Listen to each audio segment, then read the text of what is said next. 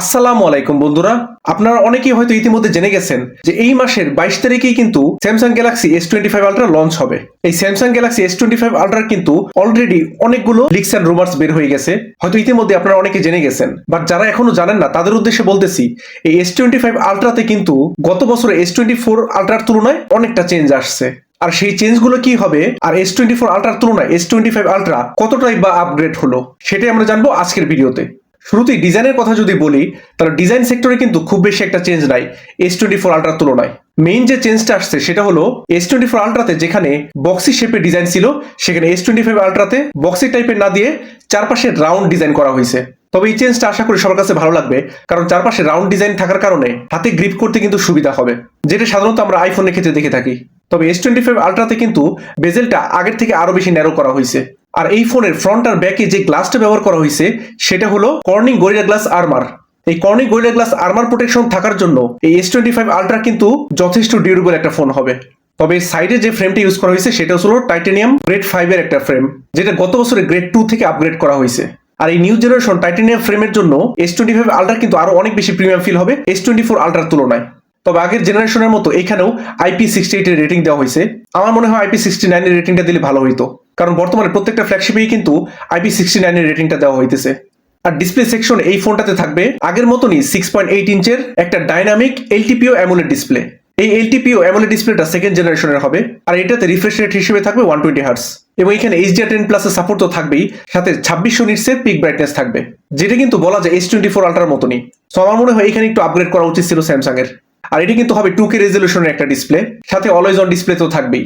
তবে সব থেকে বড় জাম্প আমি মনে করি প্রসেসর সেকশনেই থাকবে, কারণ যেখানে গত বছর ব্যবহার করা হয়েছিল 4 ন্যানোমিটারের স্ন্যাপড্রাগন 8 Gen 3, সেখানে S25 আলট্রাতে ব্যবহার করা হবে 3 ন্যানোমিটার আর্কিটেকচারের স্ন্যাপড্রাগন 8 Elite প্রসেসর। আর এই একটা প্রসেসর জাম্পের জন্যই কিন্তু S25 আলট্রা মানে সুপার ফাস্ট হবে S24 আলট্রার তুলনায়। কারণ 8 Gen 3 যতই ফাস্ট হোক না কেন, স্ন্যাপড্রাগন 8 Elite কিন্তু এতটা পাওয়ারফুল করা হয়েছে এই বছরে, বর্তমানে যে ল্যাপটপ গুলো পাওয়া যায় ইন্টেলের বা রাইজেনের, সেই ল্যাপটপের প্রসেসরের সাথে আমরা তুলনা করতে পারি। মানে এতটা পাওয়ারফুল স্ন্যাপড্রাগন 8 Elite প্রসেসর। সেই সাথে সফটওয়্যার সেকশনে থাকবে Android 15 এবং তার সাথে One UI 7।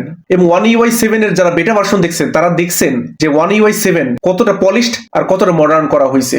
যদিও অনেকের কাছে নিউ ডিজাইন ল্যাঙ্গুয়েজটা ভালো লাগে নাই One UI 7 এর, তারপর ওভারঅল বলতে গেলে One UI 7 এর যে ইউজার এক্সপিরিয়েন্স পাবেন সেটা কিন্তু হবে টপ নচ কোয়ালিটির। এখন ক্যামেরা সেকশনে যদি আসি, ক্যামেরা সেকশনে কিন্তু আহামরি তেমন কোনো চেঞ্জ নাই, শুধুমাত্র আলট্রা ওয়াইড সেন্সরটা বাদে। যেখানে গত বছর S24 আলট্রাতে 12 মেগাপিক্সেলের আলট্রা ওয়াইড সেন্সর ইউজ করা হয়েছিল, সেখানে S25 আলট্রাতে কিন্তু 50 মেগাপিক্সেলের আলট্রা ওয়াইড সেন্সর ইউজ করা হবে। এই একটাতেই আপগ্রেড করা হয়েছে ক্যামেরা সেন্সরের মধ্যে। বাকি যে সেন্সরগুলা সেটা কিন্তু S24 আলট্রার মতনই। S24 আলট্রাতে যেরকম 200 মেগাপিক্সেলের মেইন ক্যামেরা ছিল, S25 আলট্রাতেও তেমনই, সাথে 10 মেগাপিক্সেলের টেলিফোটো ক্যামেরা আর 50 মেগাপিক্সেলের পেরিস্কোপ জুম লেন্সও থাকবে, জাস্ট লাইক S24 আলট্রা। আর ফ্রন্ট ক্যামেরা তো এখানে কোনো চেঞ্জ করা হয়নি, ফ্রন্ট ক্যামেরাও S24 আলট্রার মতনই 12 মেগাপিক্সেল সেন্সর ইউজ করা হবে। এবং ভিডিও শুটিং ক্যাপাবিলিটিতেও তেমন কোনো চেঞ্জ থাকবে না, অর্থাৎ S24 আলট্রার মতনই হাইয়েস্ট 8K 30 fps আপনারা ভিডিও করতে পারবেন, এবং ফ্রন্টে 4K 60 fps পর্যন্ত হাইয়েস্ট। সো আমার মনে হয় ক্যামেরাতে আরো অনেক বড় আপগ্রেড করা উচিত ছিল S25 আলট্রাতে। আমি জানি না স্যামসাং কেন এই কাজটা করলো, যে ক্যামেরাতে তেমন কোনো আপগ্রেড করলো না এবার। এই জিনিসটা আমার কাছে একটু ডিসঅ্যাপয়েন্টিং মনে হইলো। আপনাদের কাছেও S25 আলট্রার ক্যামেরাটা একটু ডিসঅ্যাপয়েন্টিং মনে হয়েছে কিনা সেটা অবশ্যই কমেন্ট করে জানাবেন। তবে S25 আলট্রার সব থেকে বিগেস্ট লেট ডাউন যেটা আমার মনে হয়েছে সেটা হলো ব্যাটারিতে। কারণ S24 আলট্রার মতো S25 আলট্রাতেও সেই same lithium ion battery use করা হয়েছে 5000 mAh। মানে এটা আমার কোনোভাবেই মাথায় ঢুকতেছে না, যেখানে প্রতিটা কোম্পানি তাদের ফ্ল্যাগশিপ ফোনে বর্তমানে সিলিকন কার্বন ব্যাটারি ইউজ করতেছে, সেখানে স্যামসাং কিভাবে এখনো লিথিয়াম আয়ন ব্যাটারি দেয়, তাও মাত্র 5000 mAh ব্যাটারি। এখানে যদি 6000 mAh ব্যাটারি দিত তাও কমপ্লেন করার কোনো জায়গা থাকতো না, কিন্তু 5000 mAh ব্যাটারি কিন্তু 2025 সাল অনুযায়ী কম হয়ে যায়। আর এই কথাটা আমি কেন বলতেছি, কারণ এই 2025 সালে প্রায় প্রতিটা ফোনে আপনারা দেখবেন 5500 mAh ব্যাটারি অথবা 6000 mAh ব্যাটারি, ইভেন অনেক ফোন আমরা 7000 কিংবা 8000 mAh ব্যাটারিও দেখবো। তো সেইখানে 5000 mAh ব্যাটারি কিন্তু অনেক কম হয়ে যায়। তবে এখানে চার্জিং সিস্টেম হিসেবে থাকবে 45 ওয়াটের চার্জার, যেটা আগের মতনই। তো আমার মনে হয় এখানে চার্জিং সিস্টেমটা একটু আপগ্রেড করা উচিত ছিল, 45 ওয়াট না দিয়ে অন্তত 80 ওয়াট বা 90 ওয়াট দিলে ভালো হইতো। তবে আপনাদের কাছে ওভারঅল S25 আলট্রা কেমন লাগলো, আপনার কি মনে হয় গত বছরে S24 আলট্রার তুলনায় S25 আলট্রা কতটা আপগ্রেড হইলো? আমি মনে করি এখানে প্রসেসরের আপগ্রেড ছাড়া আর তেমন কোনো আপগ্রেড আমি পাইতেছি না, কারণ ডিজাইনটাও কিন্তু প্রায় সিমিলার রাখা হয়েছে, জাস্ট বক্সি শেপের জায়গায় রাউন্ড আকারে ডিজাইন করা হয়েছে। আর এখানে ডিসপ্লে কোয়ালিটিও প্রায় আগের মতনই, ক্যামেরা কোয়ালিটিও প্রায় আগের মতনই, জাস্ট আলট্রা ওয়াইডটা বাদ দিলে। আর ব্যাটারিটাও সেমই রাখা হয়েছে। সো এটা দেখে একটু ডিসঅ্যাপয়েন্টিং লাগতেছে যে S25 আলট্রাতে খুব বেশি একটা চেঞ্জ করা হয় না S24 আলট্রার তুলনায়। তবে আপনারা এই জিনিসটা জেনে খুশি হবেন অবশ্যই যে S25 আলট্রাতে অনেক নতুন নতুন এআই ফিচার যুক্ত করা হবে। গত বছরই কিন্তু আমরা দেখছিলাম S24 আলট্রাতে অসাধারণ কিছু এআই ফিচার যুক্ত করা হয়েছিল, বিশেষ করে ক্যামেরাতে। সেই এআই গুলার আপগ্রেড ভার্সনই কিন্তু আমরা দেখতে পাবো S25 আলট্রাতে। এখন S25 আলট্রাতে যদি এআই দিয়ে রেভলিউশনারি চেঞ্জ আনতে পারে, তাহলে হয়তো S25 আলট্রা অনেক বেশি সুপারহিট হবে। তবে রুমার্স শোনা যেতেছে এই এআই ফিচারগুলো নাকি সাবস্ক্রিপশন বেসড হবে, অর্থাৎ আপনাকে টাকা খরচ করতে হবে এই এআই ফিচারগুলো ব্যবহার করতে হলে।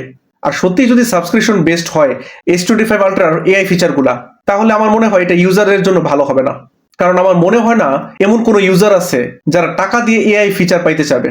তবে দেখা যাক এই মাসের 22 তারিখে যখন লঞ্চ হবে S25 আলট্রা, তখনই আসলে বোঝা যাবে যে S25 আলট্রাতে আসলেই কি কি চেঞ্জ আসতেছে, আর বিশেষ করে এআই এর ক্ষেত্রে আমরা রেভলিউশনারি কোনো চেঞ্জ দেখতে পারবো কিনা। তো সেই পর্যন্ত আমরা ওয়েট করি। তবে এর মাঝে আপনারা কমেন্ট করে জানাবেন যে S25 আলট্রা স্পেসিফিকেশন আপনারা দেখতে পারলেন, আপনার কাছে ওভারঅল কেমন লাগলো। আপনার কি মনে হয় না যে স্যামসাং এর এখানে আরো একটু ইনোভেটিভ হওয়ার দরকার ছিল? আপনার মতামত অবশ্যই কমেন্টে জানাবেন। আজ আসি, আল্লাহ হাফেজ।